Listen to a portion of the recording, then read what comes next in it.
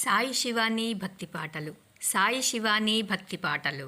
Please like, share, comment, subscribe to my channel. ఓం శ్రీ మహాగణాధిపతయే నమః. ఓం శ్రీ గురుభ్యో నమః. జయ గురుదత్త. శ్రీపాదరాజం శరణం ప్రపద్యే. శ్రీపాద శ్రీవల్లభుని సంపూర్ణ చరితామృతంలో 4వ అధ్యాయంలో కలియుగమందు మానవులు ధన్యులు, కేవలం స్మరణ మాత్రముననే దత్తప్రభువుల అనుగ్రహం కలుగును ఎలా అనేది తెలుసుకుందాము. యుగములు మారే కొద్దీ మానవులు అల్పశక్తిమంతులు అవుతున్నారు. అందుచేత పరతత్వము ఋషీశ్వరుల కోరిక మేరకు క్రింది స్థాయిలకు దిగి వచ్చి ఉండును. శరీరధారి అయి ప్రభువు అవతరించుట సంపూర్ణ అనుగ్రహ సూచకం. ఈ విధంగా ప్రభుతత్వము క్రింది స్థాయిలలోనికి దిగి వచ్చుచుండుట వలన స్వల్పమాత్రమైన శ్రమచే మానవులు ఉత్తమ ఫలితాలను పొందటానికి వీలు కలుగుతుంది. కావున్నే కలియుగం నందలి మానవులు ధన్యులు. కేవలం స్మరణ మాత్రమునే దత్తప్రభువు అనుగ్రహం కలుగుచుండును. మానవుడు పతనమగుటకు ఎన్ని అవకాశములున్నాయో అంతకు రెట్టింపుగా శ్రీచరణుల అనుగ్రహాన్ని పొందుటకు కూడా అవకాశాలున్నాయి. ఇది పరమసత్యం. స్మరణ, అర్చన మొదలైన క్రియాకలాపం వలన శ్రీపాద ప్రభువులతో సాంగత్యం ఏర్పడుతున్నది. దీని మూలకమున ఆశ్రితుల యొక్క పాపకర్మలు, దోషపూరితములైన విషయవాసనలు, సంస్కారములు అన్నీయును శ్రీపాద ప్రభువుల చైతన్యంలోనికి ప్రవేశించును. వారి నుండి ఆశ్రితులకు శ్రేయోదాయకమైన శుభస్పందనలు ప్రవేశించును. శ్రీచరణులు తమ చైతన్యమున చేరిన పాప సముదాయములను, నల్లటి తేజస్సులను ఒక పవిత్ర నదీ స్నానములో పోగొట్టెదరు, లేదా తమ యోగాగ్నిలో వాటిని కాల్చి బూడిద చేసెదరు. తాము స్వయంగా తపమాచరించి ఆ తపఫలమును తమ ఆశ్రితులకు ధారపోసెదరు. ఈ విధంగా కర్మసూత్రము అతిక్రమించకుండా భక్తరక్షణము చేస్తారు. తాము అవసరమని భావించినేడలా జడస్వరూపమైన కర్మతత్వమును శాసించి తమ శ్రీచరణ ఆశ్రితులకు విముక్తిని ప్రసాదిస్తారు. క్షణక్షణమును తమ భక్తులను కూర్చియే వారు కర్మధ్వంసమును మహోగ్ర రూపమున చేయుదురు. కావున వారి పాదుకలను ఆశ్రయించిన వారు తమకు తెలియకుండానే కర్మబంధముల నుండి విముక్తి పొందుతారు. శ్రీ పళనిస్వామి ఈ విధముగా సెలవిచ్చిన తర్వాత నా మనస్సులోని సందేహమును వెలిబుచ్చుచూ ఈ విధముగా సాహసించాను.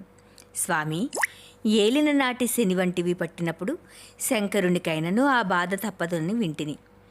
గ్రహ సంబంధ బాధలను శ్రీ గురు సార్వభౌములు ఏ విధంగా పారద్రోలెదరో తెలపగలరని ప్రార్థన అన్నాడు.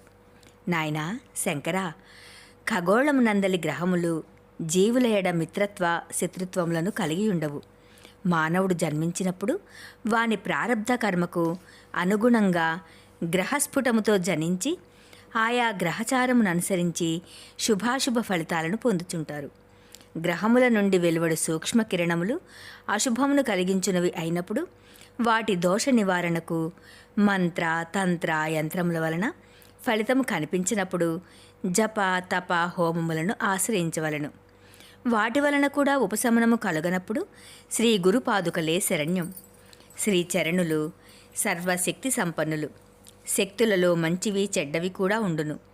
ఆయా శక్తులు కలిగించు స్పందనలు శుభములను అశుభములను వసంగుచుండును. ప్రతి గ్రహమునకు మానవ శరీరమునందలి కొన్ని ప్రత్యేక భాగములందు ఆధిపత్యము కలదు. గ్రహబాధలు సంభవించునప్పుడు మానవుల శరీరమునందలి ఏ భాగములందు ఆయా గ్రహముల ఆధిపత్యం కలదో అవి రుజాగ్రస్తమగును. విశ్వ చైతన్యము నుండి ప్రవహించు సూక్ష్మ స్పందనలను గ్రహించినప్పుడు అనిష్ట ఫలములు సిద్ధించును. స్పందనల వలన కలుగు ఆకర్షణ వికర్షణలలో తేడాలు కలుగును. ఇంతదనక సజ్జన సాంగత్యము కలిగిన వ్యక్తి దుర్జన సాంగత్యము, నీచజన సహవాసము, అకారణ కలహములు, బంధువియోగము, కుటుంబం నందలి సభ్యులలో వివాదము, ఆకర్షణ శక్తి తగ్గుట మొదలైన అనిష్ట ఫలములు కలుగుచుండును. విశ్వశక్తుల వలన కలుగు స్పందనలు నిరంతరముగా సృష్టించబడుచుండును. అవి కొంతకాలము వరకు ఆయా మానవులందు పనిచేయుచుండుట స్థితి కార్యము. కాలము శక్తి స్వరూపము. కొంతకాలం గడిచిన తదుపరి ఆ స్పందనలు ఆ మనుష్యుని వీడి విధిరీత్యా ప్రభావితుడు కావలసిన మనుజుడి శరీరమునందు చేరును. తిరిగి కాలచక్రమును అనుసరించి ఫలితములను ఇచ్చుచుండును. మానవులు దైవభక్తి కలిగి జప తపములు చేసిన ఎడల వాటి తీవ్రత కొంత తగ్గించబడును. మహర్షులు విశ్వ కళ్యాణమును కోరి వివిధ రకములైన యజ్ఞములను చేయుదురు. తమ తపఃఫలితమును ధారపోయుదురు. ఈ ప్రక్రియ వలన విశ్వమునందు ఉద్భవించిన అనిష్టదాయకములగు స్పందనలు మనుష్యులు తరువాత మనుష్యుని పీడించుటకు బదులు అవి ఎక్కడి నుండి ఉద్భవించినవో అక్కడికి చేరును, అనగా మూల బిందు స్థానమునకు చేరును. దీనిని తిరోధానముగా చెప్పవచ్చును. స్వల్ప మాత్రము పుణ్యకార్యమును చేసినను విశేష శుభ ఫలితములనిచ్చుటను అనుగ్రహమని అందురు. నాయనా, క్రియాయోగ సిద్ధాంతము ప్రకారము సృష్టి స్థితి లయ తిరోధాన అనుగ్రహములను నీకు వివరించితిని. నీవు ధ్యానమున చూసిన ముస్లిం సాధువులో భవిష్యత్తులో శ్రీపాద శ్రీవల్లభుల శక్తి విశేషంగా ప్రవహించును. నింబవృక్ష పాదముననున్న భూగృహలోని 4 నందాదీపములను నీవు చూడగలిగితివి. ఇది అసాధారణమైన విషయము. శ్రీపాద శ్రీవల్లభులు ఏదో మహత్తర ఉద్దేశములు దృష్టిలో ఉంచుకొని నీకీ అనుభవమునిచ్చారు. దాని యొక్క ఆంతర్యము వారికి మాత్రమే విదితము. వారి లీలలు చాలా మహత్తరమైనవి, నిగూఢ ప్రయోజనము కలిగినవి. అంతేకాకుండా ఇతరులకు చెప్పకూడనివి. దైవ రహస్యములు కూడా అయి ఉండవచ్చును. వారు అనుమతి ఇచ్చిన మేరకు మాత్రమే నేను నీకు వివరించగలను. సమస్త సృష్టియును వారి కనుసునల్లో మెలుగును. వారికి వారే ప్రమాణము, వారికి వారే సాటి. విశ్వనియంత యొక్క విభూతులు యోగసిద్ధులు అమేయములు. పరిమాణములకును కొలతలకును పరిమితులకు అందని విషయము. శ్రీ పళనిస్వామి వివరణములతో నా మనస్సు ఆనందకందళితమైనది. నేను ఉడుపి క్షేత్రము నుండి బయలుదేరినది మొదలు కురువపురం చేరుటకు మధ్యలో ఎన్నెన్నో విచిత్రములైన సంఘటనలు నడుచుచున్నవి. ఈ విషయములనన్నింటినీ గ్రంథస్థము చేయవలననియు శ్రీ గురు సార్వభౌముల అనుమతిని పొందవలననియు శ్రీపాద శ్రీవల్లభుల దర్శనమైన తరువాత శ్రీచరణులను ఈ విషయమై అభ్యర్థించవలననియు అనుకున్నాను. శ్రీ పళనిస్వామి నా మనసులోని భావనలను అవలీలగా అర్థం చేసుకున్నారు. నీ మనసులోని భావనలను అవగతం చేసుకుంటుని. భవిష్యత్తునందలి భక్త జనుల హితార్థము వారి చరిత్రను లిఖింపదలచితివి. వారు తప్పక నీ ప్రయత్నమును ఆశీర్వదింతురని పలికారు. అంతటా శ్రీ పళనిస్వామి మాధవుని తన ధ్యానానుభూతిని గూర్చి చెప్పమని అడిగారు. మాధవుడు ఇలా చెప్పసాగాడు. మహాత్మా, నేను నా ధ్యానమును కౌపీనధారి అయిన బ్రాహ్మణ సన్యాసిని చూసి తిని. అతడు అగ్నిని సూర్యుని ఆరాధించుచుండెను. వారొక వేద పండితునితో ఇట్లు సంభాషించిరి. మీరు ఇప్పుడు నా కొసంగిన శ్రీఫలమును అంటే కొబ్బరికాయను ముస్లిం ఫకీరునకు పంపదలచితిని. ఆ ముస్లిం ఫకీరు నాకంటెను గొప్ప స్థితి అందున్నవారు. వారు నాకు అగ్రజులతో సమానము. వారు త్రికాల వేదులు. మీ వద్దనున్న శ్రీపాద శ్రీవల్లభ చరితామృతమును ఈ తాళపత్ర గ్రంథమును నేను గైకొనుదను. నా అగ్రజులుగా భావించే ముస్లిం ఫకీరు వద్దకు కొనిపోయేదను.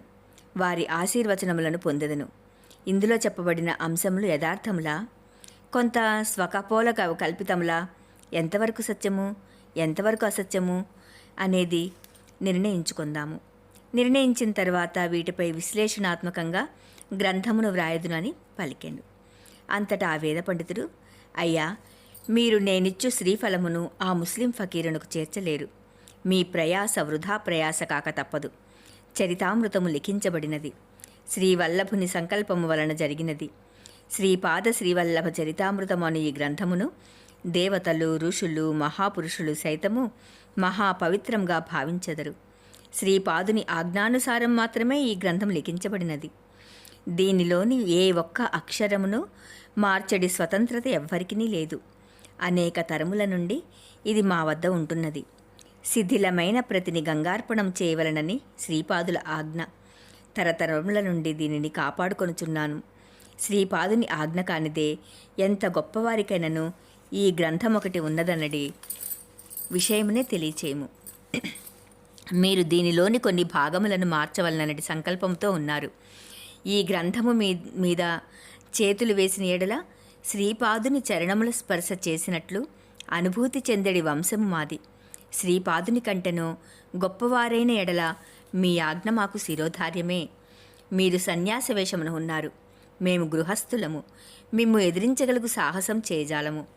మీరు ఈ శ్రీఫలమును ధీశిలా నగరమునకు చేర్చగలిగిన ఎడల ఈ తాళపత్ర ప్రతిని మీకొసంగి యజ్ఞోపవీతమును త్యజించి చండాలుడనని నన్ను నేను ప్రకటించుకొందును. మీరు చెప్పిన ముస్లిం ఫకీరునకు నందాదీపముల సంగతి తెలియనంచున్నారు. అది ధీశిలా నగరమే అయినా కాలాంతరమున శీలధి నగరమని నామాంతరం చెందిననియు అంటున్నారు. మా వంశంలోని ఒకానొక అవధూత దత్తాత్రేయుని అంశావతారమును ఔరంగాబాదులో కనుగొంటిననియు అతనినిది ధీశిలా నగరమునకు తాను తీసుకుని పోయేదననియు ఈ మధ్యనే తెలిపియున్నాడు. మీరు పీఠికాపురము వెళ్ళినను శ్రీపాదుల పాదుకల నచ్చట ప్రతిష్ఠించలేరు. పీఠికాపురము కలహాల విషసర్పముల పుట్ట. శుష్కములైన వాద ప్రతివాదములతోడను కుతర్కములతోనూ కాలక్షేపం చేయువారే గాని ఆధ్యాత్మిక తపన కలిగిన వారి లేరు. మా పూర్వీకుల గృహమునందు శ్రీపాదుల పాదుకలను మీరు ప్రతిష్ఠించగలిగిన సంతోషమే. అయితే దానికి శ్రీపాదుని అనుగ్రహమును పూర్తిగా పొంది ఉండవలను. శ్రీవల్లభుని సంకల్పం లేనిదే చెట్టునందలి ఒక్క ఆకైనను అల్లాడదు. మా వంశమునకు మానవుల చేత సంప్రాప్తమగు కీర్తి ప్రతిష్టలు గాని బిరుదులు సన్మానములు గాని అక్కర్లేదు. శ్రీవల్లభుడు మా ఇంటి అందే చిన్నపిల్లవానిగా అదృశ్య రూపున తిరుగుచుండునని మా నమ్మకం అని పలికారు. స్వామి, ఇదియే నేను ధ్యానంలో చూసి తినని మాధవుడు పలికెను. అప్పుడు పళనిస్వామి ఇట్లు పలికెను. వత్సలారా, ఆ వేద పండితుడు శ్రీపాద శ్రీవల్లభుల మేనమామల వంశమునందలివాడు. శ్రీవల్లభుని మేనమామల వంశమందు శ్రీవల్లభుని చిన్నపిల్లవానిగానే భావించెదరు. వారే కాదు, ఏ కులము వారైనను, ఏ జాతి వారైనను, ఏ మతము వారైనను, ఏ దేశము వారైనను, ఏ యుగమునందేనను శ్రీవల్లభుని దివ్య శిశువుగా భావించి వాత్సల్య భక్తిని కలిగిన వారింట్లో శ్రీవల్లభులు గుప్తరూపంగా నివసించెదరు. ఇది సాక్షాత్తు శ్రీవల్లభులు పీఠికాపురంలో చెప్పిన విషయము.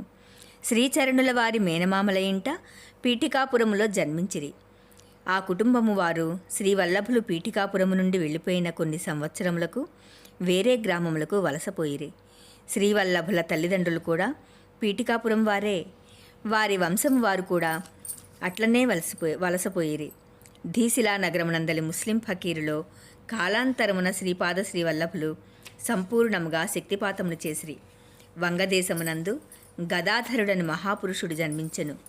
అతడు పాపపుణ్యముల లెక్కలను సరిచూసి అనుగ్రహించుటకు తిరిగి జన్మించవలసినదని కోరెను. అతడు తిరిగి అవతరించుటకు అంగీకరించలేదు. అంతటా కాళికాంబ ధీశిలా నగరమునందలి ఫకీరుని సూక్ష్మదేహముతో తన వద్దకు రావలసినదని కోరెను. ఆ ఫకీరు 3 రోజులు విగతాజీవుడాయను. తన భక్తులతో నేను అల్లా వద్దకు పోయి 3 రోజులలో తిరిగి రాగలనని చెప్పెను. కాళికాంబ అనగా మరెవరో కాదు, బృహత్ శిలానగరమందున్న వాసవి కన్యకా పరమేశ్వరియే.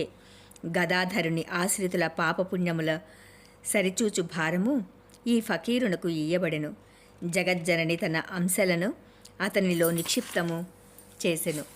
శ్రీవల్లభులు కూడా అతనిలో తన అంశములను నిక్షిప్తం చేసిరి. అతడు తిరిగి 3 రోజుల తర్వాత శరీరంలోనికి వచ్చిన తదుపరి విశేష శక్తిమంతుడాయను.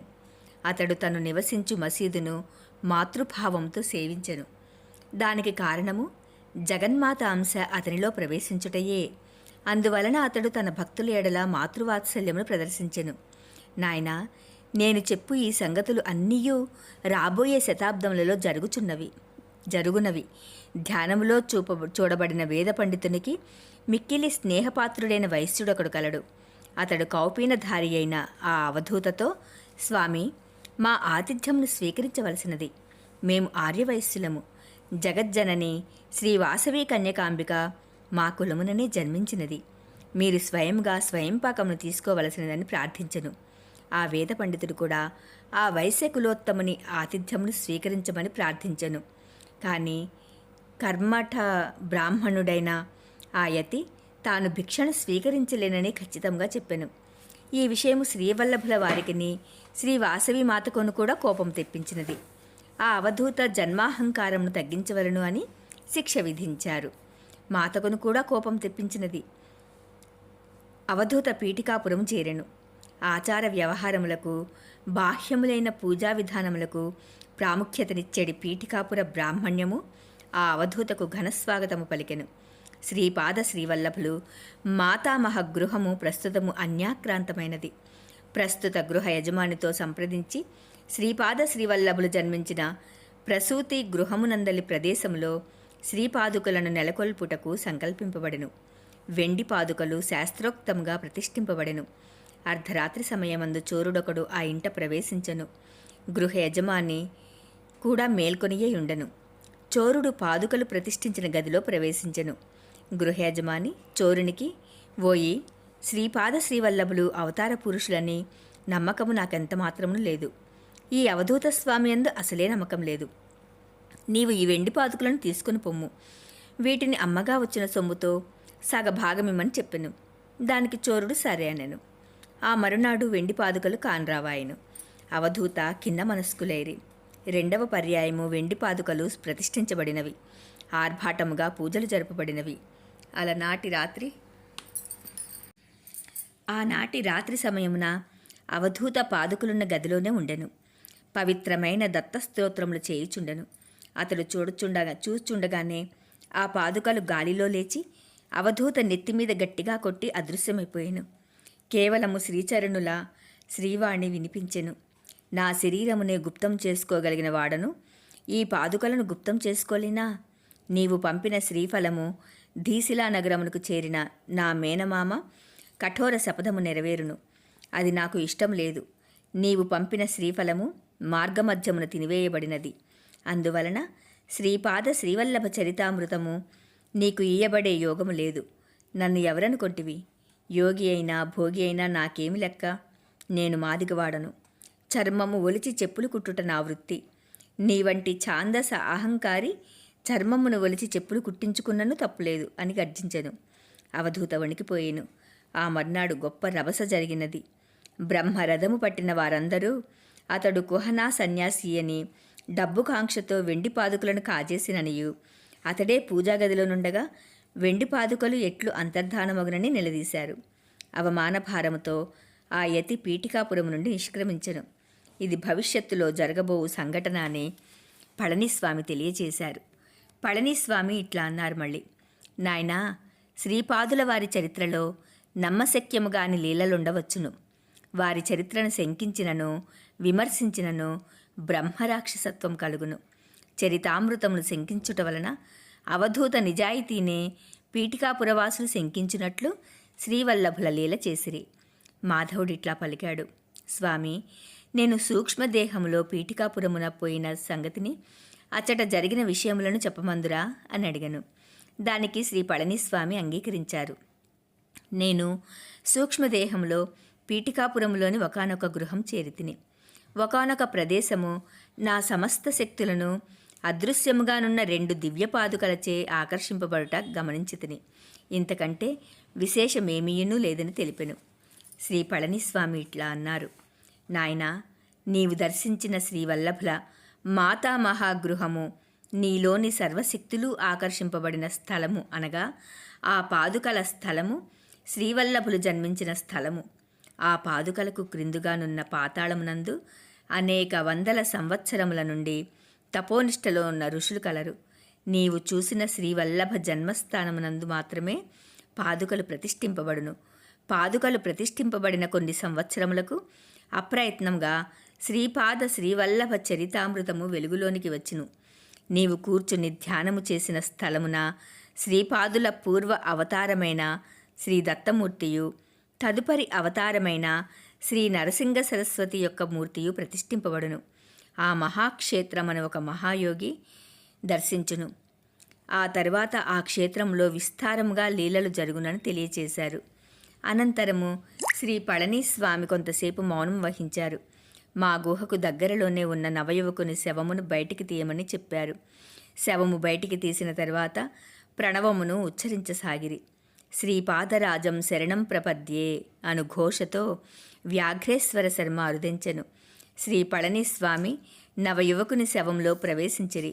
వయోభారము చేత శిథిలమైన వృద్ధ శరీరమును వ్యాఘ్ర రూపంలోనున్న వ్యాఘ్రేశ్వర శర్మ సమీపస్థమైన నదిలో పారవేయటకు కొనిపోయేను. నూతన శరీరంలో ప్రవేశించిన పళనిస్వామి ఇట్లు ఆజ్ఞాపించారు: మీరు తక్షణము ఇచ్చటి నుండి పోవలను. నాయనా మాధవ, నీవు నీ విచిత్రపురమునకు పొమ్ము. నాయనా శంకర, నీవు తిరుపతి మహాక్షేత్రమునకు పొమ్ము. మాధవ, నీవు నీ సూక్ష్మ శరీరములో పీఠికాపురములోని పుణ్యవంతులను దర్శించినావు. అది నీకు ఈ జన్మకు చాలును. మీకు శ్రీపాద శ్రీవల్లభుల అనుగ్రహం కలుగునుగాక. అంతటా మాధవుడు విచిత్రపురం వైపు, నేను తిరుపతి వైపు ప్రయాణమైతిమి. శ్రీచరణుల లీలలకు అంతెక్కడా. శ్రీపాద శ్రీవల్లభులకు జయము జయము. 4వ అధ్యాయము సంపూర్ణము. జయ గురుదత్త. శ్రీపాదరాజం శరణం ప్రపద్యే.